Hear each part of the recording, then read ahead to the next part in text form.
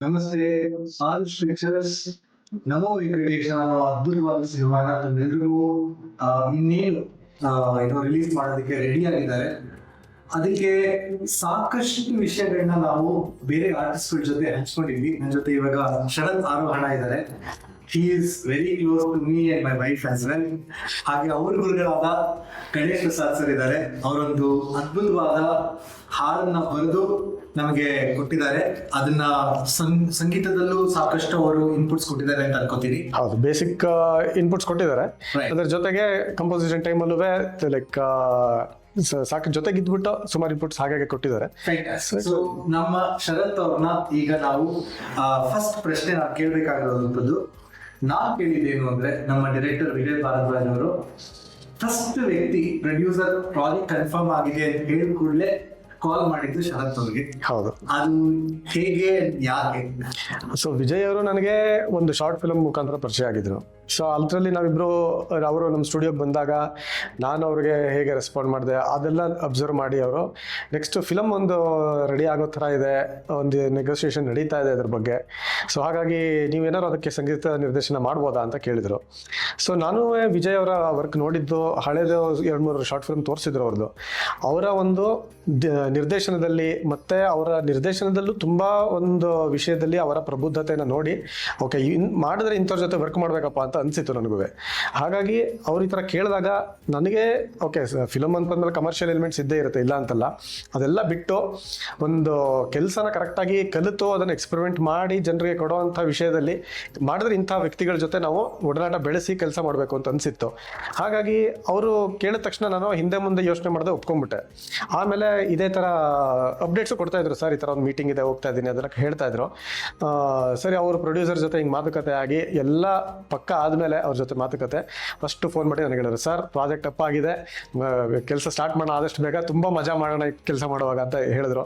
ನನಗಂತೂ ತುಂಬ ಖುಷಿ ಆಯಿತು. ಯಾಕೆಂತಂದರೆ ಅವ್ರಿಗೂ ತುಂಬ ಎಕ್ಸ್ಪೀರಿಯನ್ಸ್ ಇದೆ, ವಿಜಯ್ ಅವ್ರಿಗೂ ಬೇರೆ ಈ ಥರ ಎಲ್ಲ ಮಾಡಿ. ಹಾಗಾಗಿ ಅಂಥ ಒಂದು ವ್ಯಕ್ತಿ ಈ ಥರ ಮಾಡಿ ನನ್ನನ್ನು ಒಂದು ಪರಿಗಣಿಸಿರಲ್ಲ ಅಂತ ಅಂದ್ಬಿಟ್ಟು ನನಗೆ ತುಂಬ ಖುಷಿ ಆಯಿತು. ಸೊ ಹಾಗಾಗಿ ಇದೊಂದು ಇಲ್ಲಿಂದ ಜರ್ನಿ ಸ್ಟಾರ್ಟ್ ಆಯಿತು.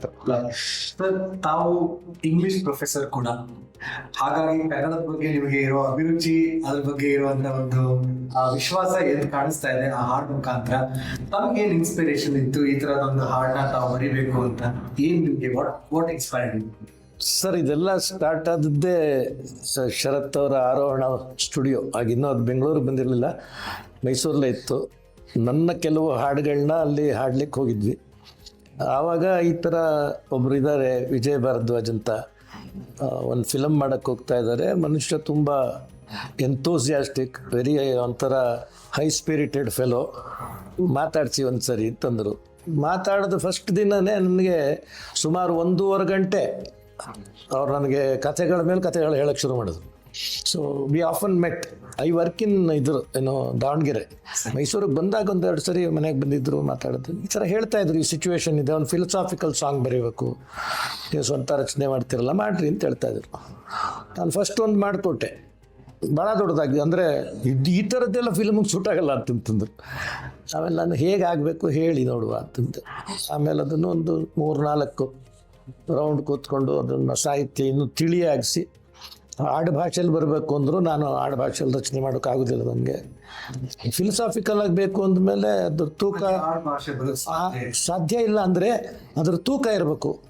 ಸಿಚುವೇಶನ್ ಹೇಳಿ ಅಂದಾಗ ಅವರು ಸಿಚುವೇಶನ್ ಹೇಳಿದ್ರು, ನೀವು ಇಂಥ ಸಿಚುವೇಶನ್ ಹೇಳಿದ ಮೇಲೆ ಅದಕ್ಕೊಂದು ಸ್ವಲ್ಪ ತೂಕವಾದ ಸಾಹಿತ್ಯ ಹಾಕಿ, ಇನ್ನು ಮಿಕ್ಕದ್ದೆಲ್ಲ ಹಾಡುಗಳು ಚೆನ್ನಾಗೂ ಇದೆ, ಸರಳವಾಗೂ ಇದೆ ನಿಮ್ಮ ಫಿಲ್ಮಲ್ಲಿ.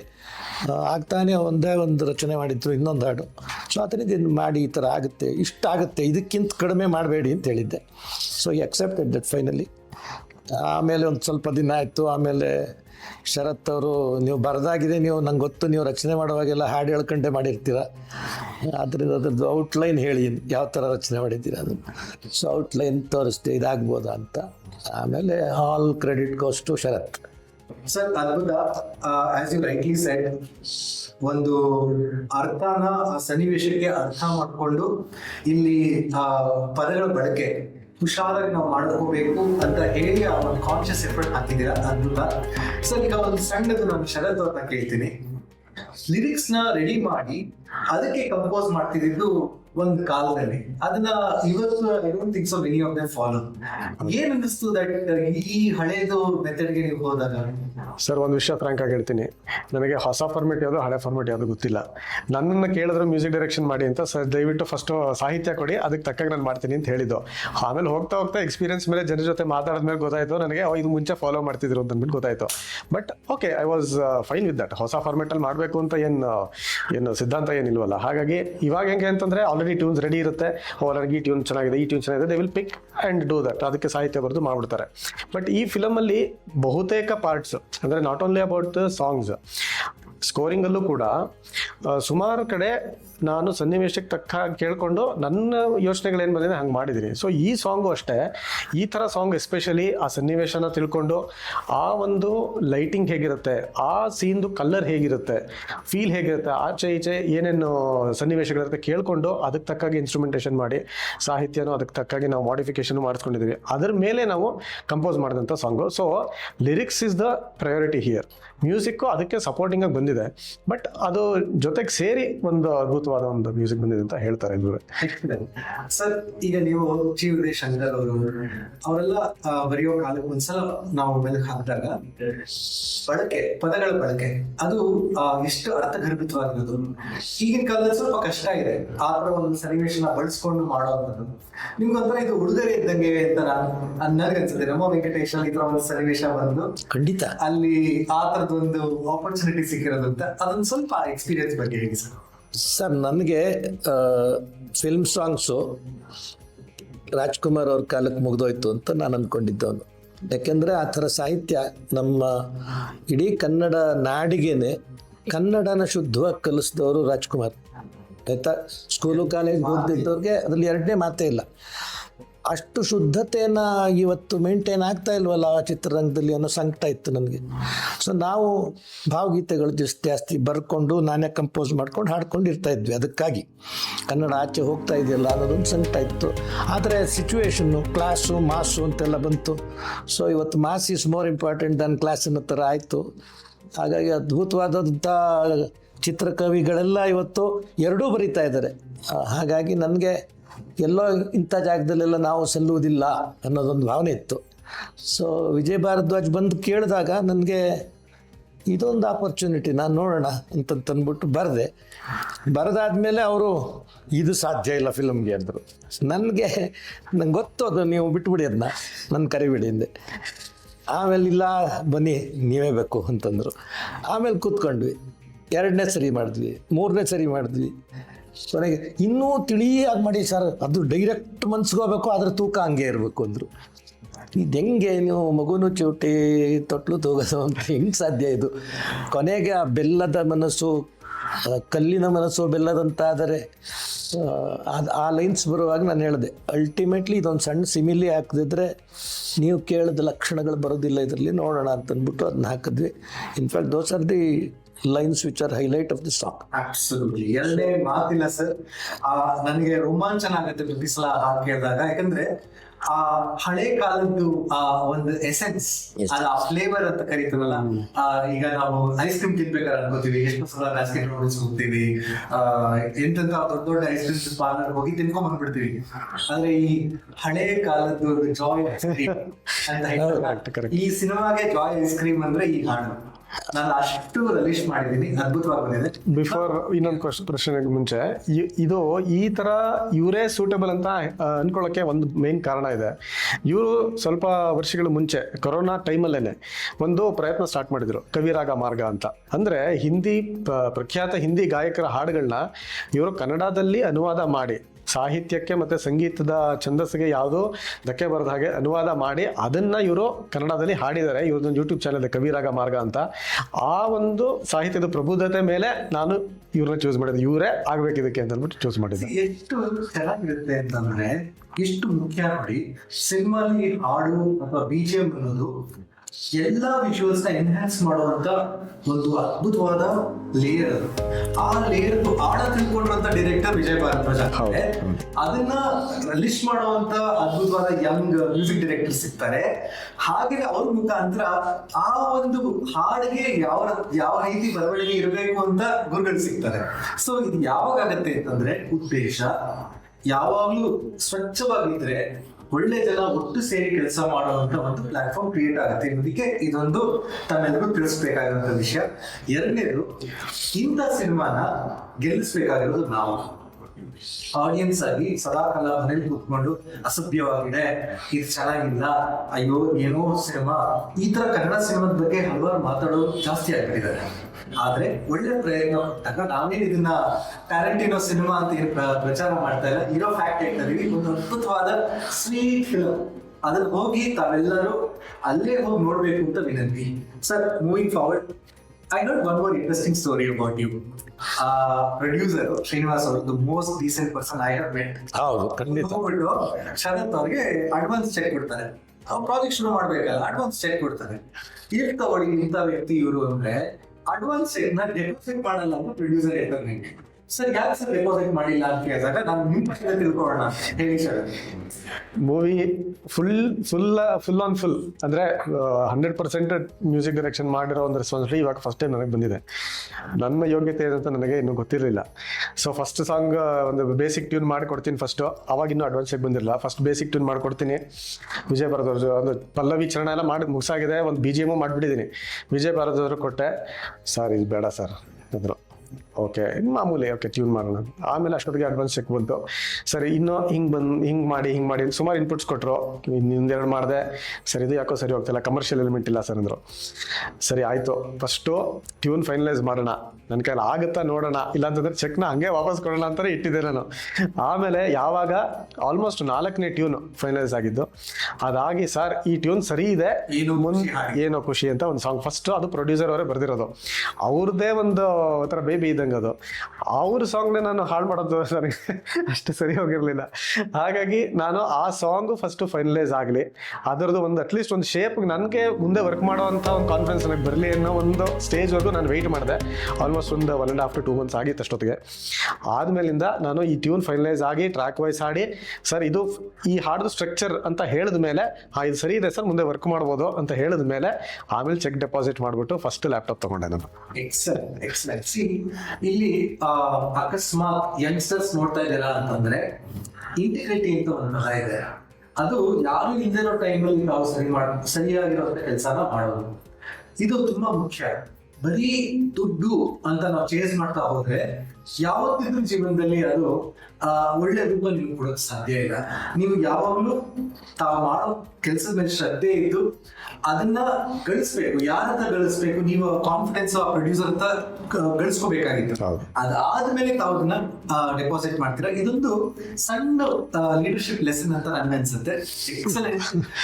This is the reason why sir ಈ ತರ ಜನದ ಜೊತೆ ಸಿನಿಮಾ ಜಾಸ್ತಿ ಮಾಡಬೇಕು ಅನ್ನೋ ಒಂದು ಉದ್ದೇಶದಿಂದ ನಾವು ಇದನ್ನೆಲ್ಲ ಮಾಡ್ತಾ ಇರೋದು. I move forward. ಆಮೇಲೆ ಸರ್, ಈ ವಿಷಯಕ್ಕೆ ಬಂದಾಗ ಅಂದ್ರೆ ವಿಜಯ್ ಅವರು ಒಬ್ಬ ಡೈರೆಕ್ಟರ್ ಆಗಿ ಮ್ಯೂಸಿಕ್ ಇನ್ಪುಟ್ಸ್ ಕೊಡೋದ್ರಲ್ಲಿ ಅವ್ರಿಗೆ ಆ ಲ್ಯಾಂಗ್ವೇಜ್ ಅವ್ರಿಗೆ ಗೊತ್ತಿಲ್ಲ ಅಂತ ಅವ್ರನ್ನ ಹತ್ರ ಹೇಳ್ಕೊಂಡಿದ್ದಾರೆ. ಬಟ್ ಹೇಗೆ ಟ್ರಾನ್ಸ್ಲೇಟ್ ಮಾಡಿದ್ರು ನಿಮಗೆ? ಸರ್, ವಿಜಯ್ ಅವ್ರಿಗೆ ಮ್ಯೂಸಿಕ್ ಅಂದರೆ ಏನೂ ಗೊತ್ತಿರಲಿಲ್ಲ. ಅಂದರೆ ಮ್ಯೂಸಿಕ್ದಲ್ಲೂ ಈ ಟೆಕ್ನಿಕಲ್ ಪಾರ್ಟ್ ಏನೂ ಗೊತ್ತಿರಲಿಲ್ಲ. But he used to enjoy music. ಅದರಲ್ಲಿ ಏನು ಎಲಿಮೆಂಟ್ ಚೆನ್ನಾಗಿದೆ, ಈ ಪಾರ್ಟ್ ನನಗೆ ಇಷ್ಟ ಆಯಿತು ಅಂದರೆ, ಅವ್ರಿಗೆ ಇನ್ಸ್ಟ್ರೂಮೆಂಟ್ ಹೆಸರು ಏನು ಹೇಳಕ್ಕೆ ಗೊತ್ತಿರಲಿಲ್ಲ ಅವಾಗ. ಆಮೇಲೆ ಈ ತಾಳದ ಬಗ್ಗೆ ಹೇಳಕ್ಕೆ ಗೊತ್ತಿರಲಿಲ್ಲ, ಈ ರಾಗದ ಬಗ್ಗೆ ಹೇಳಕ್ಕೆ ಗೊತ್ತಿರಲಿಲ್ಲ. ಆದರೆ ಯಾರೇ ಸುಮ್ಮನೆ ಈಗ ಒಂದು ಕಾಮನ್ ಮ್ಯಾನ್ ಅಂತ ತೊಗೊಂಡ್ರೆ, ಇಂಥ ಎಲಿಮೆಂಟ್ ಇಷ್ಟ ಆಯಿತು ನನಗೆ ಅಂತ ಹೇಳಕ್ಕೆ ಗೊತ್ತಿತ್ತು ಅವ್ರಿಗೆ. ಇದರಲ್ಲಿ ಲಿರಿಕ್ಸ್ ಚೆನ್ನಾಗಿದೆ ಸರ್, ಈ ಲಿರಿಕ್ಸ್ಗೆ ಈ ಥರ ಹಾಡಿರೋದು ಚೆನ್ನಾಗಿದೆ ಸರ್, ಈ ಪಾರ್ಟ್ಗೆ ಈ ಥರ ಫೀಲ್ಗೆ ಈ ಥರ ಇನ್ಸ್ಟ್ರೂಮೆಂಟ್ ಬಳಸಿರೋದು ಚೆನ್ನಾಗಿದೆ ಸರ್, ಅದೆಲ್ಲ ಹೇಳಕ್ಕೆ ಗೊತ್ತಿತ್ತು. ಹಾಗಾಗಿ ಆ ಸುಮಾರು ಎಕ್ಸಾಂಪಲ್ಸ್ನ ಅವರು ಕಲೆ ಹಾಕ್ಕೊಂಡು ನೆಕ್ಸ್ಟ್ ನನ್ನ ಜೊತೆ ಸಾಂಗು ಅಥವಾ ಸ್ಕೋರಿಂಗ್ಗೆ ಕೂತಾಗ ಈ ಥರದ್ದೆಲ್ಲ ಎಲಿಮೆಂಟ್ಸ್ ಇನ್ಪುಟ್ ಕೊಡ್ತಾ ಹೋದ್ರು ನನಗೆ. ಸರ್ ಈ ಥರ ಬೇಕು, ಈ ಥರ ಬೇಕು ಅಂತ. ಈವನ್ ದೋ ಅವ್ರಿಗೆ ಮ್ಯೂಸಿಕ್ ಲ್ಯಾಂಗ್ವೇಜ್ ಟೆಕ್ನಿಕಲಿ ಗೊತ್ತಿಲ್ಲದೆ ಇದ್ರೂ ಅವ್ರಿಗೆ ಹಿ ವಾಸ್ ವೆರಿ ಕ್ಲಿಯರ್. ಅವ್ರಿಗೆ ಇಂಥದ್ದೇ ನನಗೆ ಬೇಕು ಅಂತ ಅವ್ರಿಗೆ ಗೊತ್ತಿತ್ತು. He was clear about that. ಹಾಗಾಗಿ ಈ ಥರದ್ದೆಲ್ಲ ನಾವು ಮಾಡೋಕ್ಕೆ ತುಂಬ ಹೆಲ್ಪ್ ಆಯಿತು. ಆಮೇಲೆ by the end of songs ಅಥವಾ by end of the scoring ಸುಮಾರು technical terms, staccato, legato, tremolo, ಅದೆಲ್ಲ ಸುಮಾರು ವಿಷಯಗಳು. ಆಮೇಲೆ ಇನ್ಸ್ಟ್ರೂಮೆಂಟ್ ಹೆಸರು ಹೇಳೋಕ್ಕಾಗುತ್ತೆ ಸರ್, ನನಗೆ ಇಲ್ಲಿ ಸ್ಟ್ರಿಂಗ್ಸ್ ಹಾಕಿ ಸರ್, ಇಲ್ಲಿ ನನಗೆ ವೀಣೆ ಹಾಕಿ, ಇಲ್ಲಿ ಸಿತಾರ್ ಹಾಕಿ ಅಂತ ಹೇಳೋ ಅಷ್ಟು ನಾಲೆಡ್ಜ್ ಬಂದಿತ್ತು ಅವ್ರಿಗೆ. ಸೊ ನನಗೆ ನಾಲೆಡ್ಜ್ ಶೇರ್ ಮಾಡೋಕ್ಕೂ ಖುಷಿ, ಅವ್ರಿಗೆ ಕಲಿಯುವಂಥ ಒಂದು ಮನೋಭಾವನೆ ಇದ್ದಿದ್ದರಿಂದ we all work very enjoyable ಆಗಿ ನಾವು ವರ್ಕ್ ಮಾಡಿದ್ವಿ ಈ ವಿಷಯದ ಬಗ್ಗೆ. ಸರ್, ತಮ್ಮ ವಿಷಯಕ್ಕೆ ಬರ್ತೀನಿ ಈಗ. ಈ ಲಿರಿಕ್ಸ್ ಪ್ರಾಸೆಸ್ ಅಲ್ಲಿ ಕೆಲವೊಮ್ಮೆ ಏನಾಗುತ್ತೆ, ಸಿನಿಮಾ ಅಂತ ಹೇಳಿದ ಕೂಡಲೇ ಒಂದು ಕಥೆ ಇರುತ್ತೆ, ಅದರದ್ದೇ ಆದ ಒಂದು ಚೌಕಟ್ಟು ಇರುತ್ತೆ. ಆ ಚೌಕಟ್ಟಲ್ಲೇ ನೀವು ಇದ್ದು ಹಲವಾರು ವಿಷಯಗಳನ್ನ ಆಚೆ ತರಬೇಕು ಅಲ್ವಾ? ಈ ಪ್ರಾಸೆಸ್ ಬಗ್ಗೆ ಯಾರೋ ಯಂಗ್ ಲಿರಿಸಿಸ್ಟ್ ಇದ್ರೆ ಅವರು ಯಾವ ತರ ಒಂದು ಆಲೋಚನೆಗಳನ್ನ ಅವ್ರು ಬೆಳೆಸ್ಕೋಬೇಕು, ಅಭಿರುಚಿಗಳನ್ನ ಬೆಳೆಸ್ಕೋಬೇಕು ಅಂತ ಒಂದೆರಡು ಮಾತು ಹೇಳ್ತೀರಾ ಸರ್? ಇದು ಕಾವ್ಯದಲ್ಲಿ ನಾವು ಓದುವಾಗ ಎರಡು ಥರ ಹೇಳ್ತೀವಿ. ಒಂದು ಸಿಚುವೇಶನಲ್, ಇನ್ನೊಂದು ಫ್ರೀಲಾನ್ಸ್. ಫ್ರೀಲಾನ್ಸಲ್ಲಿ ನೀವು ನಿಜವಾಗ್ಲೂ ಪಕ್ಷಿ ಥರ ನಿಮ್ಗೆ ಸಂಪೂರ್ಣ ಸ್ವಾತಂತ್ರ್ಯ ಇರ್ತದೆ. ಇಲ್ಲಿ ಹಂಗಲ್ಲ, ನಿಮಗಿರೋ ಅಷ್ಟೂ ಸ್ವಾತಂತ್ರ್ಯವನ್ನು ಚಾನಲೈಸ್ ಮಾಡಬೇಕು ಒಂದು ಸಿಚುವೇಶನ್ಗೆ. ಸೊ ಆ ಸಿಚುವೇಶನ್ಗೆ ತಕ್ಕನಂಥದ್ದೇ ಪದಗಳು ಆರಿಸ್ಬೇಕು. ಪದಗಳು ಆರಿಸೋದು ತುಂಬ ಕಷ್ಟದ ಕೆಲಸ ಇವತ್ತಿನ ದಿನ. ಯಾಕೆಂದರೆ ಯಾವತ್ತು 20 ವರ್ಷದಿಂದ 15 ವರ್ಷದಿಂದ ಹೊಡಿ ಮಗ ಅಲ್ಲಿ ಬಂದಾಗಿಂದಲೂ ದೊಡ್ಡರಂಗೇಗೌಡರು ನಮ್ಗೆ ಅದನ್ನ ಹೇಳ್ತಾ ಇದ್ರು, ಟಿ ವಿಲಿ ಕೇಳ್ತಾ ಇದ್ವಿ ನಾವು. ನಾನಾಗಿದ್ದರೆ ಹೊಡಿ ಮಗ ಅಂತೇಳಿ ಹೊಡಿಬೇಡ ಮಗ ಅಂತ ಬರೀತಾ ಇದ್ದೆ. It is a mass media, complete ಜನ ಒಪ್ಕೋತಾ ಇರ್ತಾರೆ, ಯಂಗ್ಸ್ಟರ್ಸ್ ಒಪ್ಕೋತಾರೆ. ಅವ್ರಿಗೆ ನಾವು ಮೆಸೇಜ್ ಕೊಡಬೇಕು, ಒಳ್ಳೆಯದೇ ಕೊಡಬೇಕು, ಒಳ್ಳೆಯದನ್ನು ಹಿತವಾಗಿ ಕಿವಿಗೆ ಸೌಂಡ್ ಆಗಂಗೆ ಹಾಕ್ಬೇಕು ಅಂದ್ರೆ ಪ್ರಾಸಗಳಿರ್ಬೇಕು ಅಂತ ಹೇಳ್ತಾ ಇದ್ರು. ಸೊ ಆ ದೃಷ್ಟಿಲಿ ನೋಡಿದಾಗ ಒಂದು ಕಡೆ ಲಿರಿಕ್ಸ್ ಬರೆಯೋರ್ದು ತುಂಬ ದೊಡ್ಡ ಜವಾಬ್ದಾರಿ ಇದೆ. ತುಂಬ ದೊಡ್ಡದು ಅಂದರೆ as a teacher I am telling you, youngsters ಯಾವ್ಯಾವ ಥರ ಪ್ರಭಾವಕ್ಕೊಳಗಾಗ್ತಾರೆ ಅನ್ನೋದು ನೋಡಿದಾಗ, ಇವತ್ತು ರಾಜ್ಕುಮಾರ್ ಅವರಾಗಲಿ, ಪಿ ವಿ ಶ್ರೀನಿವಾಸರ್ ಅವರಾಗಲಿ, ಯಾಕೆ ಎಸ್ ಪಿ ಅವ್ರು ಎಂತೆಂಥ ಹಾಡುಗಳು, ನೀವು ಹೇಳ್ದಂಗೆ ಚಿ ಉದಯಶಂಕರ್, ಆಮೇಲೂ ಕಾಯ್ಕಿಣಿ ಅವ್ರಿಗೆ ತಗೊಂಡ್ರಿ ಇವತ್ತಿನ ದಿನದಲ್ಲೇ ಭಟ್ರದ್ದು ಎಂತೆಂಥ ಹಾಡುಗಳಿದೆ ಒಂದು ಕಡೆ ಕ್ಲಾಸ್. ಅದನ್ನೆಲ್ಲ ಎಷ್ಟೊಂದು ಜನ ಇವತ್ತಿಗೂ ಭಾಳ ಆಸ್ವಾದಿಸಿ ಮಕ್ಕಳು ಬೆಳೀತಾ ಇದ್ದಾರೆ.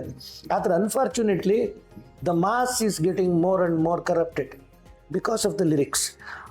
ಆ ನಿಟ್ಟಿನಲ್ಲಿ ಯಂಗ್ ಲಿರಿಸಿಸ್ಟ್ಸ್ಗೆ ನಾನು ಹೇಳೋದು, ದಯವಿಟ್ಟು ಕನ್ನಡಕ್ಕೆ ಒತ್ತು ಕೊಡಿ, ಸರಳವಾದ ಭಾಷೆಯಲ್ಲೇ ಪ್ರಾಸಕ್ಕೆ ಗಮನ ಕೊಡಿ, ಭಾವ ಎಲ್ಲೂ ಅಲಗದೆ ಇದ್ದಂಗೆ ನೋಡ್ಕೊಳ್ಳಿ.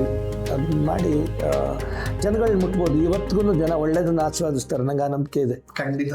ಯಾಕೆಂದರೆ good is always eternal, bad will come and go. So ಹಂಗಾಗಿ good will be cherished by people.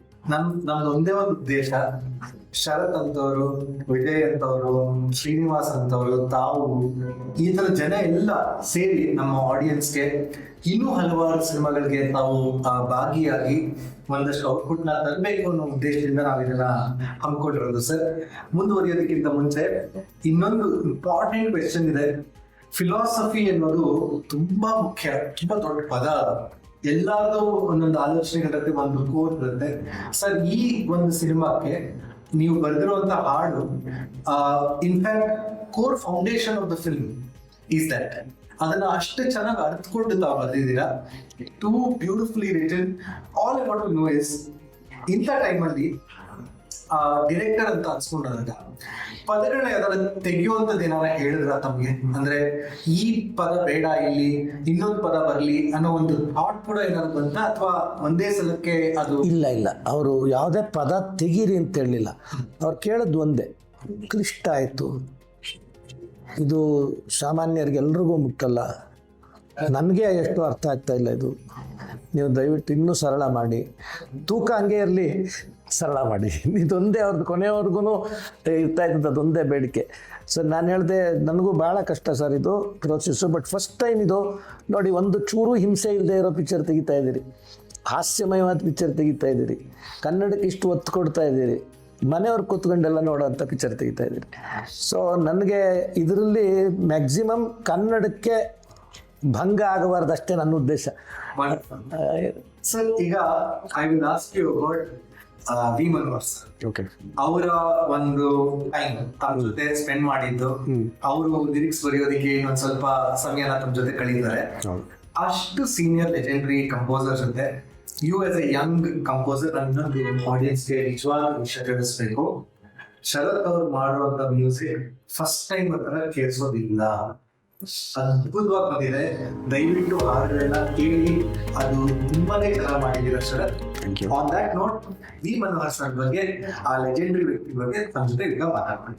Okay, so first of all V Manohar ಅವರು ನಮಗೆ ಎಲ್ಲ ಸ್ಟೇಜಲ್ಲೂ ಮ್ಯೂಸಿಕ್ ಬಿಡಿ ಬೇರೆ ಎಲ್ಲ ಸ್ಟೇಜಲ್ಲೂ ತುಂಬ ಸಪೋರ್ಟ್ ಮಾಡಿದ್ದಾರೆ. ಅವ್ರ inputs it has helped A lot. ಅಂದರೆ ಶೀರ್ಷಿಕೆ ಇದು ಟೈಟಲಿಂಗಿಂದ ಹಿಡಿದು ಎಲ್ಲ ಕೆಲವು ಕಾಮಿಡಿ ಎಲಿಮೆಂಟ್ಸ್ ಇರ್ಬೋದು, ಸ್ಕೋರಿಂಗ್ ಟೈಮಲ್ಲೂ ತುಂಬ ಹೆಲ್ಪ್ ಮಾಡಿದ್ದಾರೆ.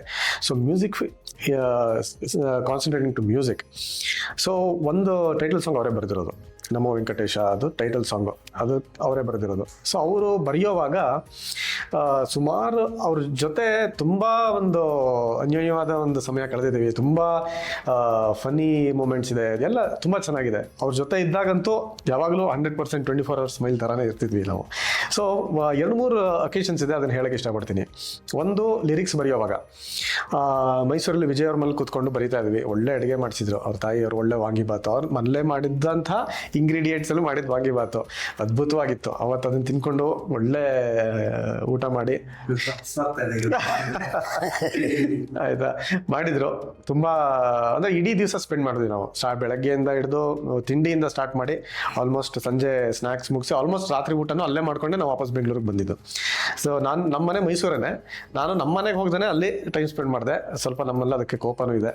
ಸೊ ಹಾಗಾಗಿ ಅಲ್ಲಿ ಇಡೀ ದಿವಸ ನಾವು ಲಿರಿಕ್ಸ್ ಬರೆಯೋಕ್ಕೆ ಟೈಮ್ ಸ್ಪೆಂಡ್ ಮಾಡಿದ್ವಿ. ಅಲ್ಲೂ ಅಷ್ಟೇ ಯೋಚನೆ ಮಾಡಿ ಸುಮಾರೆಲ್ಲ ಬರೆದ್ವಿ, ಎಲ್ಲ ಆಯಿತು. ಆ ಟೈಮಲ್ಲಿ ವಿಜಯ್ ಅವರು 1-2-3 ರೆಫರೆನ್ಸ್ ಎಲ್ಲ ಕೊಡೋಕ್ಕೆ ಟ್ರೈ ಮಾಡಿದಾಗ, ಹಿಂಗೆ ಬರಬೇಕು ಸರ್ ರಾಗ, ಹಿಂಗೆ ಬರಬೇಕು, ಈ ಥರ ಟ್ಯೂನಿಂಗ್ ಬರಬೇಕು ಅಂತ ಹೇಳೋವಾಗ ನಾನೊಂದು ಅಬ್ಸರ್ವ್ ಮಾಡಿದೆ, ವಿಜಯ್ ಅವ್ರಿಗೆ ಹಾಡೋ ಒಂದು ಕೆಪಾಸಿಟಿ ಇದೆ ಅಂತ ಅಂದ್ಬಿಟ್ಟು. ಯಾಕೆಂದರೆ ಅವ್ರಿಗೆ ಶ್ರುತಿ ಅಂದ್ರೆ ಏನು ಗೊತ್ತಿಲ್ಲ, ತಾಳ ಏನು ಗೊತ್ತಿಲ್ಲ, ಈ ಥರ ನೋಟು ಮೇಲೆ ಕೆಳಗೆ ರಾಗದ ಬಗ್ಗೆ ಏನೋ ಅವಾಗೇನೋ ಐಡಿಯಾ ಇರಲಿಲ್ಲ. ನಾನು ಒಂದು ಅದನ್ನು ಗುರುತಿಸ್ಬಿಟ್ಟು ಅವ್ರಿಗೆ, ವಿಜಯ್ ಅವರೇ ನೀವೊಂದು ಹಾಡೋ ಪ್ರಯತ್ನ ಮಾಡಿ ನೋಡೋಣ, ಈ ಫಿಲಮಲ್ಲಿ ಅಲ್ಲದೇ ಇದ್ರು ನೋಡೋಣ ಯಾವಾಗಾದ್ರು ಮಾಡೋಣ ಅಂತ ಒಂದು ಮಾತಲ್ಲಿ ಹೇಳಿದೆ. ಅದೊಂದು ಅಕೇಶನ್ನು ಮನೋಹರ್ ಸರ್ ಅವ್ರ ಜೊತೆ ಕೂತಾಗ ಈ ಥರ ಒಂದು ಟ್ಯಾಲೆಂಟು ಆಚೆ ಬಂತು. ಅದು ಒಂದು. ಆಮೇಲೆ ಮನೋಹರ್ ಸರ್ ವಿಜಯ್ ಅವರು ಅವ್ರದ್ದೇ ಒಂದು ಫಸ್ಟ್ ಸಾಂಗ್ಗೆ 100 ಬಾರಿ ನೋಡಿದರು ಅಂತ, ಫಸ್ಟ್ ಫಿಲ್ಮ್ದು ಫಸ್ಟ್ ಸಾಂಗು ಅವ್ರದ್ದೇ ಫಸ್ಟ್ ವಾಯ್ಸ್ ಬರುತ್ತೆ, his debut song as a playback singer. ಹಾಗೆ ಅವ್ರ ಜೊತೆ ಪೃಥ್ವಿ ಭಟ್ ಅವರು ಹಾಡಿದ್ದಾರೆ. ಆಮೇಲೆ ಇನ್ನೊಂದು ಇನ್ಸಿಡೆಂಟಲ್ಲಿ, ಇದಕ್ಕೂ ಮುಂಚೆ ಇನ್ನೊಂದು ಇನ್ಸಿಡೆಂಟಲ್ಲಿ ಮನೋಹರ್ ಸರ್ ಯಾವುದೋ ಒಂದು ಪ್ರೊಡ್ಯೂಸರ್ ಜೊತೆ ಇನ್ನೊಂದು ಯಾವುದೋ ಫಿಲ್ಮ್ಗೆ ಮಾತುಕತೆ ಆಗ್ತಾ ಇತ್ತಂತೆ. ಅವರು ಅಲ್ಲಿ ಲಾಕ್ ಆಗಿಬಿಟ್ಟಿದ್ರು. ಅವ್ರಿಗೆ ಪಾಪ ಮನಃಶಾಂತಿನೇ ಇರಲಿಲ್ಲ. ಅಯ್ಯೋ ಅಲ್ಲಿ ಒಪ್ಕೊಂಡ್ಬಿಟ್ಟಿದ್ದೀನಿ, ಏನು ಮಾಡೋದು, ಅದು ಬೇಡ ಅನ್ನೋಕ್ಕಾಗ್ತಿಲ್ಲ. ಅಂದರೆ ಅದು ಇಟ್ಸ್ ನಾಟ್ ಹಿಸ್ ಹೆಲ್ಪ್ಲೆಸ್ನೆಸ್. ಅಂದರೆ ಆ ಬಡ್ಜೆಟಲ್ಲಿ ಅದನ್ನು ಮಾಡೋಕ್ಕಾಗಲ್ಲ, ಸುಮ್ಮನೆ ಯಾವುದಕ್ಕೆ ಪ್ರೊಡ್ಯೂಸರ್ಗೆ ನಾವು ಟ್ಯಾಕ್ಸ್ ಮಾಡಬೇಕು ಅಂತ ಅಂದ್ಬಿಟ್ಟು ಅವ್ರಿಗೆ ಒಪ್ಕೊಳ್ಳೋಕೆ ಇಷ್ಟ ಇಲ್ಲ. Genuinely he was not willing to do that. ಅದಕ್ಕೇ ಅವ್ರು ಬಂದಾಗೆಲ್ಲ ಹಿಂಗೆ ಆಗ್ಬಿಟ್ಟಿದೆ ವಿಜಯ್, ಏನು ಮಾಡೋದು ತುಂಬ ಹೇಳ್ತಾ ಇದ್ರು. ನಾನು ಇದ್ದೆ ಆ ಟೈಮಲ್ಲಿ. ಆಯಿತು ಏನೋ ಒಂದು ಮಾಡೋಣ ಬಿಡಿ ಅಂತ ನಾವು ಸುಮ್ಮನಿದ್ವಿ. ಆಮೇಲೆ ಒಂದು ದಿವಸ ರಾತ್ರಿ ವಿಜಯ್ ಅದರಿಂದ ಆಚೆ ಬಂದ್ಬಿಟ್ಟೆ ನಾನು ಅಂತ ಹೇಳಿದ್ರು. ಆಮೇಲೆ ವಿಜಯ್ ಅವ್ರಿಗೆ ಬಂದ್ಬಿಟ್ಟು, ಸರ್ ಎಲ್ಲ ಆಯ್ತಂತೆ, ನಾಳೆ ಬರ್ತೀರಾ ಮೀಟ್ ಮಾಡೋಣ ಅಂತಂದ್ರು. ಆಮೇಲೆ ನೆಕ್ಸ್ಟ್ ಡೇ ನಮ್ಮ ಮನೆಗೆ ಬಂದರು. ಬರ್ತಿದ್ದಂಗೆ ಅಂಥ ದೊಡ್ಡ ವ್ಯಕ್ತಿ ಹೆಂಗೆ ಬರಬೇಕು, ಫುಲ್ ಡೀಸೆಂಟ್ ಅಂದರೆ ಒಂಥರ ಡಿಗ್ನಿಫೈಡ್ ಆಗಿ, ಹಲೋ ಶರತ್ ಹೇಗಿದ್ದಾರೆ ಅಂತ ಗತ್ತಿರುತ್ತೆ ಅಂತ ನಾನು ಅನ್ಕೊಂಡಿದ್ದೆ. ಬಾಗಿದ ತಕ್ಷಣ ಶರತ್ ನನಗೆ ಇವಾಗ ಖುಷಿ ಆಯ್ತು, ಫುಲ್ ಮಗು ಥರ ಮನೆ ಒಳಗೆ ಫುಲ್ ಖುಷಿಯಾಗಿ ಕಾಲಿಟ್ರು. ಅವತ್ತು ಆ್ಯಕ್ಚುಲಿ ನಾವು ಆ ಲಿರಿಕ್ಗೆ ನಾವು ಮ್ಯೂಸಿಕ್ ಕಂಪೋಸ್ ಮಾಡೋ ಸೆಷನ್ ಇಟ್ಕೊಂಡಿದ್ವಿ. ಸೊ ಮುಕ್ತ ಮನಸ್ಸಿಂದ ಬಂದರು. ಅವತ್ತಿನ ದಿವಸ ನನಗೆ ಅಂಥ ಒಳ್ಳೆ ಲೆಜೆಂಡ್ರಿ ಮ್ಯೂಸಿಕ್ ಡೈರೆಕ್ಟರ್ ನನ್ನ ಮುಂದೆ ಕೂತಿದ್ದಾರೆ ನಮ್ಮ ಮನೇಲಿ. ನಾನು ಕಂಪೋಸ್ ಮಾಡಿದ್ದು ಏನಂತಾರೋ, ಫಸ್ಟ್ ಟೈಮ್ ನಾನು ಮ್ಯೂಸಿಕ್ ಮಾಡ್ತಾ ಇರೋದು ಏನಂತಾರೋ, ಏನಪ್ಪ ಹಿಂಗೆ ಮಾಡ್ತಿದ್ಯಾ ನೀನು, ಏನು ಅಷ್ಟು ಗೊತ್ತಾಗಲ್ವ ಅಂತಾರೋ ಏನೋ ಅಂತ ಅನ್ಕೊಂಡಿದ್ದೆ. ನಾನು ಹಾಕಿದ ಟ್ಯೂನ್ ಎಲ್ಲದಕ್ಕೂ ತುಂಬ ಚೆನ್ನಾಗಿ ಬರುತ್ತೆ, ಇಲ್ಲಿ ಹಿಂಗೆ ಮಾಡು, ಇಲ್ಲಿ ಹಿಂಗೆ ಮಾಡು ಅಂತಂದ್ಬಿಟ್ಟು ಸಪೋರ್ಟ್ ಕೊಡೋಕೆ ಹೋದರು.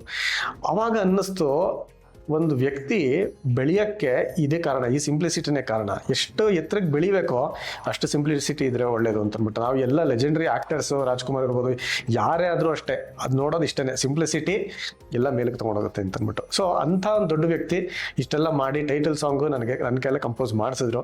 ಇನ್ಸ್ಟ್ರುಮೆಂಟೇಷನು ಅಷ್ಟೇ ತುಂಬ.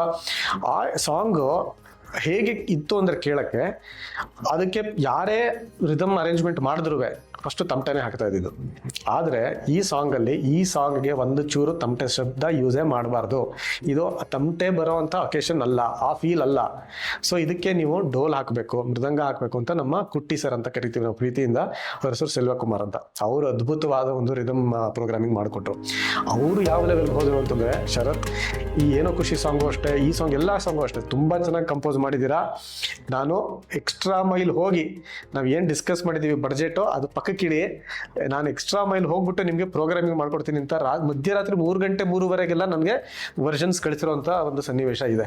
ಹಾಗಾಗಿ ಈ ಇಷ್ಟೊಂದು ಇನ್ಪುಟ್ಸಿಂದ ನಮಗೆ ನಾವು ತುಂಬ ಮುಂದುವರೆದಿದ್ದೀವಿ ಈ ಫಿಲಮಲ್ಲಿ. ಆ ವಿಷಯ ಅಂತೂ ಮರೀಲೇಬಾರ್ದು. ಹಾಗಾಗಿ ಸರ್, ಈಗ ನೀವು ಈ ಯಂಗ್ ಟೀಮ್ ನೋಡಿದಾಗ ನಿಮಗೆ ನನಗಂತೂ ಆಶ್ವಾಸನೆ ಬಂದಿದೆ ದಟ್ ಇವತ್ತಿಗೂ ಕನ್ನಡ ಉಳಿಸೋದಿಕ್ಕೆ ಸಿನಿಮಾ ಮುಖಾಂತರ, ಯಾಕಂದ್ರೆ ಅದು ದೊಡ್ಡ ಜವಾಬ್ದಾರಿಯಿಂದ ಮಾಧ್ಯಮ. ಅದರಲ್ಲಿ ಕೆಟ್ಟದನ್ನ ಒಂದು ಸ್ವಲ್ಪ ತೋರಿಸಿದ್ರು ಸಾಕು. ಯಾಕೆ ಅಂದ್ರೆ ಒಂದು ದೊಡ್ಡ ಸ್ಕ್ರೀನ್ ಅಲ್ಲಿ ಯಾವ ಏನೇ ನೋಡಿದ್ರು ವಿಷುವಲ್ ಇಂಟರ್ನೆಟ್ ಮೆಮೊರಿಯಲ್ಲಿ 98% ಇಲ್ಲದೆ ಅಂತ ಹೇಳ್ತಾರೆ. ಅದಕ್ಕೆ ಸಿನಿಮಾ ತುಂಬಾ ಜವಾಬ್ದಾರಿ ಅಂತ ಮೀಡಿಯಾ. ಈ ಯಂಗ್ಸ್ಟರ್ಸ್ ನೋಡಿದ್ರೆ ನಮ್ಗೆ ಏನು ಸರ್, ನಂಗೆ ತುಂಬ ಖುಷಿಯಾಗಿದೆ. ಒಂದೇ ಮಾತಲ್ಲಿ ಹೇಳ್ಬೇಕಂದ್ರೆ, ಯಾಕೆಂದರೆ you need a moral courage to attempt for such a thing. ಅದು ಪ್ರವಾಹ ಇವಾಗ ಎಳ್ಕೊಂಡು ಎಲ್ಲೆಲ್ಲಿಗೋ ಹೋಗ್ತಾ ಇದೆ. ಕನ್ನಡನಾಗಲಿ, ಚಿತ್ರರಂಗನಾಗಲಿ, ಅದರಲ್ಲಿ ತೋರಿಸುವಂಥ ಸಂಸ್ಕೃತಿನಾಗಲಿ ಎಲ್ಲವೂ ಬದಲಾಗಿದೆ. ಕಳೆದ 20 ವರ್ಷದಲ್ಲಂತೂ ನಾವು ಯಂಗ್ಸ್ಟರ್ಸ್ ಜೊತೆ ಯಾವಾಗಲೂ ಹ್ಯಾಂಡಲ್ ಮಾಡ್ಕೊಂಡು ಕೂತಿರ್ತೀವಿ. The adolescent period of life, ಆ PUC ಮಕ್ಕಳನ್ನ ಆ ಪ್ರೆಷರಲ್ಲಿ ನೋಡ್ತಾ ಇರ್ತೀವಿ. ಅವ್ರಿಗೆ ಮ್ಯೂಸಿಕ್ ಪ್ರತಿ ವರ್ಷ ನಮ್ಮ ಕಾಲೇಜಿನ ವಾರ್ಷಿಕೋತ್ಸವದಲ್ಲಿ ನೋಡ್ತೀವಿ, ಬರೀ ಶಬ್ದ, ಬರೀ ಹಿಂಸೆ, ಇಂದ್ರಿಯಗಳಿಗೆಲ್ಲ ಹಿಂಸೆ. ಹಂಗಂದ್ರೆ ಸಂಗೀತ ಅಂತ ಅನ್ನೋ ಥರ ಆಗೋಗಿದೆ ಇವತ್ತು ಚಿತ್ರರಂಗ ಅಂತಲ್ಲ, ಮ್ಯೂಸಿಕ್ಕೇ ಹಂಗಾಗೋಗ್ತಾ ಇದೆ. ಸೊ ಅಂಥ ಸಮಯದಲ್ಲಿ ಇಂಥ ಒಂದು ಕೆಲಸಕ್ಕೆ ಕೈ ಹಾಕಿದಾರಲ್ಲ ಇವರು, ಬಡ್ಜೆಟೇ ಇಲ್ಲ, ಅದನ್ನು ಹಾಕುವಂಥ ಅಂಥ ಸೂಕ್ಷ್ಮ ಮನಸ್ಸಿನ ಪ್ರೊಡ್ಯೂಸರು ಶ್ರೀನಿವಾಸ್ ಎಲ್ಲಿಂದ ಹುಡುಕೊಂಬಂದ್ರಪ್ಪ ಇವರು. ಅವ್ರಿಗೂ ಇವ್ರಿಗೆ ಎಲ್ಲ ತಾಳಮೇಳ. ಅದಕ್ಕೆ ಹೇಳ್ತಾರೆ ಇಂಗ್ಲೀಷಲ್ಲಿ, man and moment must concur for the production of a great epic ಅಂತ. ಆದ್ದರಿಂದ men and moment have concurred ಇವಾಗ. ಹಾಗಾಗಿ ಅದು ಆಗುತ್ತಿದ್ದು, ಈ ಪ್ರಯತ್ನಗಳು ಮುಂದುವರಿಬೇಕು. ಈ ಇವತ್ತು ಎಲ್ರಿಗೂ ಗೊತ್ತು ಸರ್, ದುಡ್ಡೇ ಎಲ್ಲ ನಡೆಸ್ತಾ ಇರೋದು. ಎಲ್ಲ ಕಾಲದಲ್ಲೂ ಅದೇ ನಡೆಸೋದು. ಒಂದೇ ಒಂದು ಹೊತ್ತು ತಿನ್ಕೊಂಡೆಲ್ಲ ರಾಜ್ಕುಮಾರ್ ತಂಡಗಳೆಲ್ಲ, ಗುಬ್ಬಿ ವೀರಣ್ಣನ ಕಂಪ್ನಿ ಎಲ್ಲ ಹೆಂಗೆ ಕೆಲಸ ಮಾಡಿದ್ರು. ಆ ಕಲ್ಚರ್ ಮೇಲೆ ಪ್ರಾಧಾನ್ಯತೆ ಒತ್ತು ಕೊಟ್ಟಿದ್ರು. ಸೊ ಇವತ್ತು ಕೂಡ ಆ ದುಡ್ಡು ಇರೋ ಅಂಥವ್ರು ಆ ಕಲ್ಚರ್ನ ಅಭಿರುಚಿ ಬೆಳೆಸೋ ಕೆಲಸಕ್ಕೆ ಇನ್ವೆಸ್ಟ್ ಮಾಡೋಣಪ್ಪ. ನಮ್ಮ ಕನ್ನಡಕ್ಕೆ ಎಷ್ಟು ತಾಕತ್ತಿದೆ ಮತ್ತು ಎಷ್ಟು ಆಳ ಇದೆ. ಅದು ಇಂಗ್ಲೀಷು ಹುಟ್ಟಿದಾಗ ಕನ್ನಡದಲ್ಲಿ ಕಾವ್ಯದಲ್ಲಿ ಎಲ್ಲ ಎಕ್ಸ್ಪರಿಮೆಂಟು ಮುಗಿದೋಗಿತ್ತು. ಆವಾಗ ಇಂಗ್ಲೀಷ್ ಹುಟ್ಟಿದ್ದು. ಅಂಥ ಕನ್ನಡದಲ್ಲ ಇವತ್ತು ಎಂತೆಂಥದೋ ಲಿರಿಕ್ಸು ಭಾಳ ಹೊಟ್ಟೆ ಉರಿಯುತ್ತೆ ನನಗೆ. ಆ ನಿಟ್ಟಿನಲ್ಲಿ ಈ ತಂಡದಂಥ ಇನ್ನೂ 100 ತಂಡ ಹುಟ್ಟಲಿ ಅಂತ ನನ್ನೊಂದು ಅಭಿಲಾಷೆ ಅಷ್ಟೇ. ಸಂಗೀತ ಏನೋ ಚೆನ್ನಾಗಿ ಬಂದ್ಬಿಟ್ಟಿದೆ, ಆದ್ರೆ ಅದಕ್ಕೆ ಜೀವ ಕೊಡೋರು ಈ ಹಾಡುಗಾರರು. ಇವ್ರನ್ನ ಚೂಸ್ ಮಾಡ್ಬೇಕಾದ್ರೆ ನೀವು you ever have a process in your mind, or is it like ನಿಮ್ಗೆ ಕ್ಲಿಯರ್ ಗೊತ್ತಿತ್ತ ಈ ವ್ಯಕ್ತಿ ವಾಯ್ಸ್ ಇದಕ್ಕೆ ಸೂಟ್ ಆಗುತ್ತೆ ಅಂತ? ಹೇಗೆ? ಎಸ್, ಈ ವ್ಯಕ್ತಿ ವಾಯ್ಸ್ ಇದಕ್ಕೆ ಸೂಟ್ ಆಗುತ್ತೆ ಅಂತ ನಾವು ಕಂಪೋಸ್ ಮಾಡೋವಾಗ್ಲೇ ಅವ್ರನ್ನ ಉದ್ದೇಶ ಇಟ್ಕೊಂಡು ನಾನು ಕಂಪೋಸ್ ಮಾಡಿದ್ದೆ. ಆದರೆ ಹಲವಾರು ಕಾರಣಗಳಿಂದ, ಹಲವಾರುನಕ್ಕಿಂತ ಬಹುತೇಕ ಬಡ್ಜೆಟ್ ಕಾರಣಗಳಿಂದ ಅವರು ನಮಗೆ ಎಟಕ್ತಾ ಇರಲಿಲ್ಲ. ಬಟ್ ಅದನ್ನೇ ನಾವು ನಮ್ಮ ಬಡ್ಜೆಟಿಗೆ ಸೂಟ್ ಆಗುವಂಥ ಕೆಲವು ಆಲ್ಟರ್ನೇಟ್ಸ್ನ ಹುಡುಕಬೇಕಾಗಿತ್ತು. ಆದರೆ ಸ್ವಲ್ಪ ಕಷ್ಟ ಆಯಿತು. ಬಟ್ ಟ್ಯಾಲೆಂಟ್ ಏನು ಕಮ್ಮಿ ಇಲ್ಲ ನಮ್ಮ ಕರ್ನಾಟಕದಲ್ಲಿ, ಅದ್ಭುತವಾದ ಟ್ಯಾಲೆಂಟ್ಸ್ ಇದ್ದಾರೆ. ಹಾಗಾಗಿ ಅದಕ್ಕೆ ಆಲ್ಟರ್ನೇಟ್ ಹುಡುಕೋಕ್ಕೆ ನಾವು ನೋಡ್ತಾ ಇದ್ವಿ. ಬಟ್ ಆಮೇಲೆ ಹುಡುಕ್ತಾ ಗೊತ್ತಾಯಿತು ನಮ್ಮ ಟೀಮಲ್ಲೇ ಎಷ್ಟೊಂದು ಟ್ಯಾಲೆಂಟ್ಸ್ ಇದ್ದಾರೆ ಅಂತ. ಒಂದೊಂದಾಗಿ ಹೇಳ್ತೀನಿ. ಈಗ ಮೊದಲನೇದಾಗಿ ವಿಜಯ್ ಭಾರದ್ವಾಜ್ ಅವ್ರ ಬಗ್ಗೆ ಹೇಳಿದೆ. ಅವರು ಫಸ್ಟ್ ಸಾಂಗ್ ಅವರೇ ಹಾಡ್ಕೊಂಡಿದ್ದಾರೆ. ಅವರು ಮನೋಹರ್ ಸರ್ ಜೊತೆ ಲಿರಿಕ್ಸ್ ನಾವು ಬರೆಯೋವಾಗ ಕೂತ್ಕೊಂಡು ಫಸ್ಟ್ ಐಡೆಂಟಿಫೈಡ್ ಟ್ಯಾಲೆಂಟಲ್ಲಿ ಏನೋ ಖುಷಿ ಸಾಂಗ್ ಹಾಡೋವಾಗ ಏನು ಮಾಡಿದ್ರೆ, ನಾನು ಮತ್ತು ನನ್ನ ವೈಫನ್ನೇ ಫಸ್ಟ್. ನನ್ನ wife she's MA graduate in classical music. So she's a ಪಕ್ಕಾ ಕ್ಲಾಸಿಕಲ್. ಅಂದರೆ ಇಂಥ ರಾಗ ಬೇಕು ಅಂದರೆ 5 ನಿಮಿಷ ನಿಮಿಷ ರಾಗ ಹಾಡಿ ನೆರವಲ್ ಹಾಡಿ ಮುಕ್ತಾಯ ಹಾಡು ಅಂದರೆ ಪಕ್ಕ ಹಾಡಿ ಮುಗಿಸ್ತಾಳೆ. ಆ ಲೆವೆಲ್ ಕಚೇರಿ ಕೊಡೋದು ಅಂದರೆ 2.5 ಗಂಟೆ 3 ಗಂಟೆಗೆಲ್ಲ ಕಚೇರಿ ಕೊಡೋದ್ರೆ ಖಂಡಿತ ಕೊಡ್ತಾಳೆ. ಆದರೆ ಈ ಒಂದು ಫಿಲಮ್ಗೆ ಹಾಡು ಅಂತಂದೆ, ಅವಳಿಗೆ ಏನು ಹಾಡು ಅಂತ ಹೇಳೋದು. ಅದಕ್ಕೆ ನಾವು ಯೂಶ್ವಲಿ ಜನರಲ್ ಆಗಿ ನಾನು ಅಬ್ಸರ್ವ್ ಮಾಡಿರುವಂಥದ್ದು, ಈ ಕರ್ನಾಟಿಕ್ ಮ್ಯೂಸಿಕ್ ಅವರು ಈ ಫಿಲ್ಮ್ ಸಾಂಗ್ಸ್ನ ಒಪ್ಪೋದು ತುಂಬ ರೇರ್. ಒಪ್ಪಲ್ಲ ಅಂತ ಹೇಳ್ತಿಲ್ಲ, ತುಂಬ ರೇರು. ಜೊತೆಗೆ ಸ್ಟುಡಿಯೋ ಕರೆಸಿ ಹಾಡಿಸೋದು ಸ್ವಲ್ಪ ಕಷ್ಟದ ಕೆಲಸನೇ. ಹಾಗಾಗಿ ಅವಳಿಗೆ ಹೇಳಿದೆ, ನೋಡಿ ಇಂಥ ಒಂದು ಆಪರ್ಚುನಿಟಿ ಇದೆ, ಹಾಡು, ನಿನಗೆ ಮ್ಯೂಸಿಕ್ಗೆ ಏನೋ ಅವಮಾನ ಮಾಡ್ದಂಗೆ ಆಗಲ್ಲ, ಅದು ಇದು ಚೆನ್ನಾಗಿ ಒಳ್ಳೆ ಸಾಂಗೇನೆ, ಲಿರಿಕ್ಸು ಕೆಟ್ಟದಾಗಿಲ್ಲ, ತುಂಬ ಒಳ್ಳೆ ಸಾಂಗು, ಈವನ್ ವಿಜುವಲ್ಸು ಅಷ್ಟೇ ಕೆಟ್ಟದಾಗಿಲ್ಲ, ಹಾಡಿದ್ರೆ ನೀನು ಮರ್ಯಾದೆ ಹೋಗೋವಂಥದ್ದು ಏನೂ ಆಗಲ್ಲ, ಹಾಡ್ತೀಯಾ ಅಂತ ಕೇಳಿದೆ. ಆಯಿತು ನೋಡೋಣ ಫಸ್ಟ್ ಕೇಳಿಸ್ದೆ. ಈ ಥರ ಹಾಡು ನನ್ನ ಲೈಫಲ್ಲೇ ಹಾಡಿಲ್ಲ, ಯಾವ್ದಾರು ಒಂದು ಒಳ್ಳೆ ಸಾಂಗು, ಒಲವೇ ಜೀವನ ಸಾಕ್ಷಾತ್ಕಾರನೋ, ಪಂಚಮ ವೇದ ಆ ಥರ ಸಾಂಗ್ ಯಾವ್ದಾರು ಕ್ಲಾಸಿಕಲ್ ಬೇಸ್ಡ್ ಇದ್ದರೆ ಕೊಡಿ, ನಾನು ಹಾಡ್ತೀನಿ ಇಲ್ಲು. ನಾನು ಅಲ್ಲಿಗೆ ನಿಲ್ಲಿಸ್ಲಿಲ್ಲ, ಇಲ್ಲ ನೀ ಹಾಡು ಅಂದೆ. ಕೊನೆಗೆ ಎಷ್ಟು ಮಧ್ಯರಾತ್ರಿ ಒಂದು 10:30 11 ಗಂಟೆಗೆ ನನ್ನ ಮಗಳು ಮಲಗದ ಮೇಲೆ ಸ್ಟಾರ್ಟ್ ಮಾಡ್ತಾ ಇದ್ದು ಹಾಡ್ಸೋಕ್ಕೆ. ಹಾಡಿಸಿ ಮುಗಿಸ್ದೆ. ಹಿಂಗೆ ಬೇಕೋ ಹಾಗೆ ಬೇಕು ಅಷ್ಟೇ, ನೋ ಏನೋ ಕಾಂಪ್ರಮೈಸ್ ಇಲ್ಲ. ಹಾಡಿ ಮುಗಿಸ್ದೆ. ಹಾಡಿಸ್ಬಿಟ್ಟು ಅದನ್ನು ತೋರಿಸ್ದೆ ವಿಜಯ್ ಅವ್ರಿಗೂ ಮತ್ತು ನಮ್ಮ ಪ್ರೊಡ್ಯೂಸರ್ಗೂ ತೋರಿಸ್ದೆ. ಸರ್ ನಿಮ್ಗಿಂತ ಚೆನ್ನಾಗಿ ಇವರೇ ಹಾಡ್ಬಿಟ್ಟಿದ್ದಾರೆ, ನೀವು ಇನ್ನೊಂದ್ಸರಿ ಹಾಡಿ ಅಂತ. ಇದು ಟೈಟಲ್ ಸಾಂಗ್ ಬಗ್ಗೆ ಹೇಳ್ತಾರೆ ನಾನು.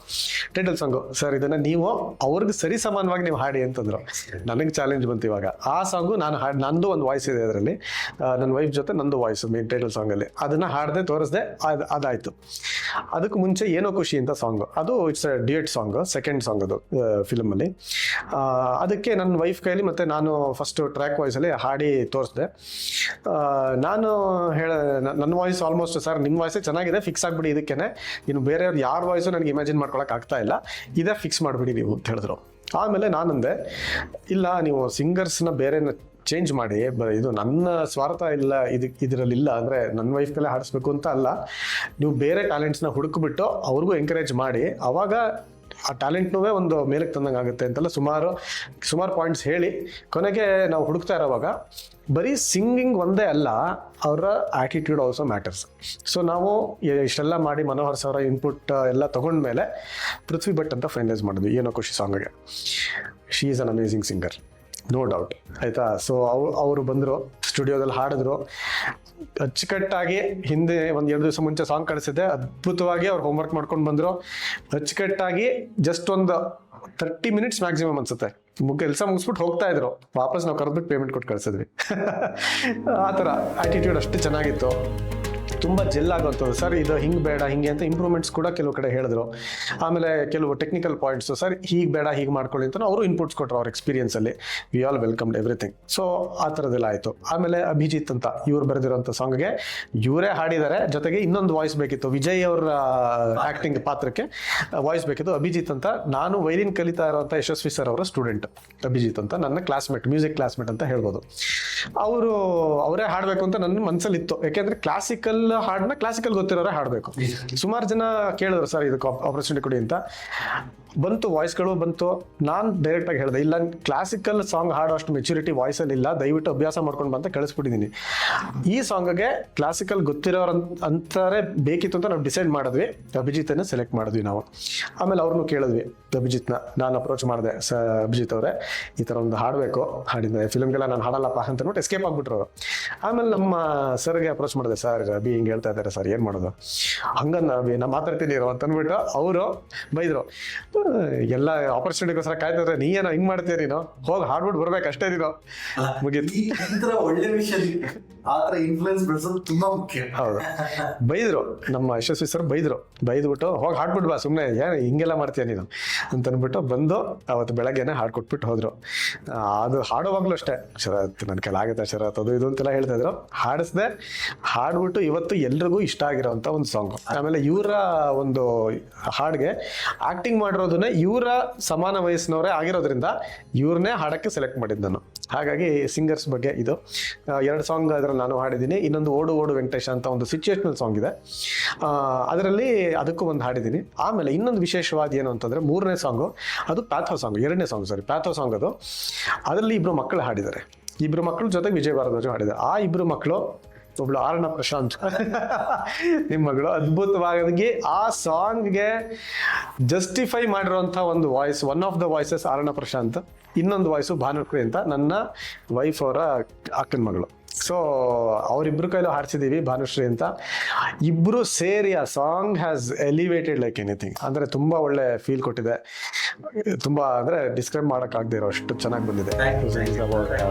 ನಾನು as audience went through that process. ಇವಾಗ ಏನಾಗುತ್ತೆ, ಫಸ್ಟ್ ಪ್ರಿಂಟ್ ನಾವು ನೋಡಿದಾಗ ಅದರದೇ ಆದ ಒಂದು ವಿಷಯಗಳನ್ನ ನಾವು ತಿಳ್ಕೊಳ್ಳೋದು ಬಂದಿರೋದು ಈ ಸಿನಿಮಾದಲ್ಲಿ.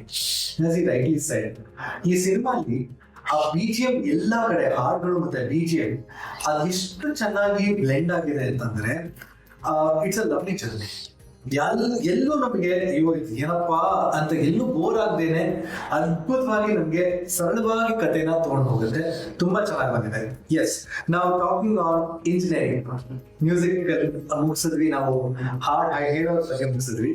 ಬಟ್ ಅದನ್ನ ಎಲ್ಲಾ ಲೇಯರ್ಸು ಅದ್ಭುತವಾಗಿ ನಾವು ಕೇಳಿಸೋದಕ್ಕೆ ಒಂದು ಒಳ್ಳೆ ಸೌಂಡ್ ಇಂಜಿನಿಯರ್ ಬೇಕಾಗಿರುತ್ತೆ, ಅದೊಂದು ಇಂಜಿನಿಯರಿಂಗ್ ಟೆಕ್ನಿಕ್ಸ್ ಬಳಸಬೇಕಾಗಿರುತ್ತೆ. ಮಂಜುನಾಥ್ ಅವ್ರ ಬಗ್ಗೆ ಎರಡು ಮಾತು. S, definitely. ಸೊ ಮಂಜುನಾಥ್ ಅವರು ಮುಂಚೆ ನನಗೆ ಅವ್ರದ್ದು ಬೇರೆ ಅಂತ ಒಂದು ಸ್ಟುಡಿಯೋ ಇತ್ತು, ಅಲ್ಲಿಂದ ಪರಿಚಯ, ತುಂಬ ಹಳೆ ಪರಿಚಯ. ಅವಾಗಲೇ ನನಗೆ ತುಂಬ ಅನಿಸಿತ್ತು ಇವ್ರಿಗೆ ಕೇಳೋವಂಥ ಒಂದು ಕಿವಿ ಇದೆಯಲ್ಲ, physics and mathematics part of it ತುಂಬ ಚೆನ್ನಾಗಿದೆ ಅಂತ. ಸೊ ಅವಾಗಿಂದ ನನಗೆ ಪರಿಚಯ, ತುಂಬ ಹಳೆ ಪರಿಚಯ, ಆಲ್ಮೋಸ್ಟ್ ಒಂದು 10-12 ವರ್ಷದ ಪರಿಚಯ ಅಂತ ಇಟ್ಕೊಳ್ಳಿ. ಸೊ ಇವ್ರ ಜೊತೆ ಒಂದು ಒಳ್ಳೆ ಒಂದು ಪ್ರಾಜೆಕ್ಟ್ ಮಾಡಬೇಕು ಅಂತ ಮನಸ್ಸಲ್ಲಿತ್ತು. ಆಮೇಲೆ ಅವರು ಪರೆಕ್ ಸ್ಟುಡಿಯೋದಲ್ಲಿ ಸಿಕ್ಕಿದ್ರು, ಪೃಥ್ವಿ ಭಟ್ ಅವ್ರ ವಾಯ್ಸ್ ಅಲ್ಲೇ ರೆಕಾರ್ಡ್ ಆಗಿದ್ದು. ಆಮೇಲೆ ಅವ್ರದ್ದೇ ಇನ್ನೊಂದು ಸ್ಟುಡಿಯೋ ಮಾಡ್ಕೊಂಡಿದ್ರು. ನಾವು is in to 432 hertz studio ಅಂತ ಇದೆ. So throughout all these ನನಗೆ ಅವ್ರ ಜೊತೆಗೆ ನಿಂತಿದ್ದಾರೆ.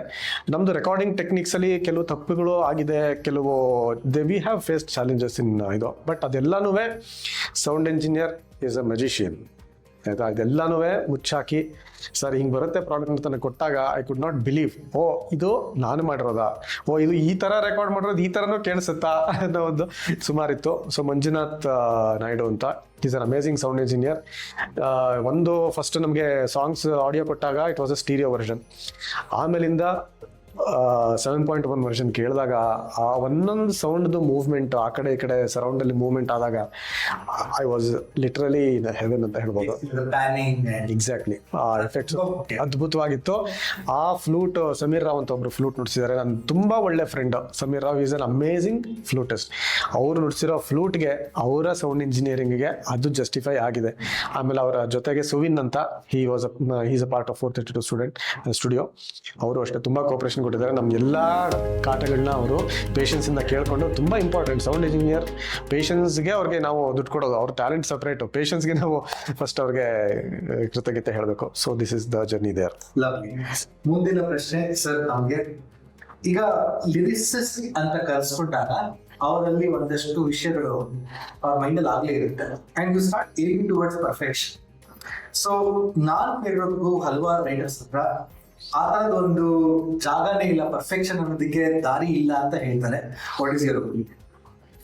ಸರ್, ಪರ್ಫೆಕ್ಷನ್ ಅನ್ನೋದು ಹೆಚ್ಚಿನ ಬಾರಿ ಧಾರ್ಮಿಕತೆ ಅನ್ನೋದು ಹುಟ್ಟಾಕಿರುವಂಥ ಒಂದು ಭ್ರಮೆ. ಪರ್ಫೆಕ್ಷನ್ ಅನ್ನೋದು ಯಾವುದ್ರಲ್ಲೂ ಇಲ್ಲ. It is only the journey. The journey is more important than the destination.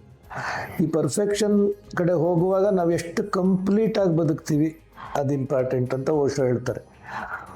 Completion is more important than perfection. Perfection is N illusion, ಅದರಲ್ಲಿ ಏನು ಅನುಮಾನನೇ ಇಲ್ಲ. ಮತ್ತು ಪರ್ಫೆಕ್ಟ್ ಅಂತ ಯಾರನ್ನ ಹೇಳ್ತೀರಿ? ಅತ್ಯಂತ ಸರಳವಾಗಿರೋ ಬಸವಣ್ಣನವರ, ಆನಂದವಾಗಿರೋಂಥ ಅಕ್ಕಮಹಾದೇವಿನ, ತಲೆ ಬುಡ ಏನು ಅರ್ಥ ಆಗದೆ ಇರ್ತಕ್ಕಂಥ ಅಲ್ಲಮ ಪ್ರಭುನ, ಎಲ್ಲಿ ಹೋದರೂ ನಿಮಗೆ ಪರ್ಫೆಕ್ಷನ್ ಅನ್ನೋದು ಕಾಣಲ್ಲ. ಈ ಕಂಪ್ಲೀಷನಲ್ಲಿ ಎಷ್ಟು ವೇರಿಯೇಷನ್ಸ್ ಇದೆ, ಇನ್ನೂ ಕಂಪ್ಲೀಟ್ ಆಗಿ ಬದುಕ್ಬೋದಾ ಅಂತ ಆಗ್ತಾ ಇರ್ತದೆ. So it is A never ending journey. Perfection ಅಂದರೆ ಇಟ್ ಈಸ್ ಎ ಗೋಲ್, ಅಲ್ಲಿ ಮುಗಿದೋಗ್ಬಿಡ್ತದೆ, ಅಲ್ಲಿಂದ ಆಚೆನೂ ಇರ್ತದೆ.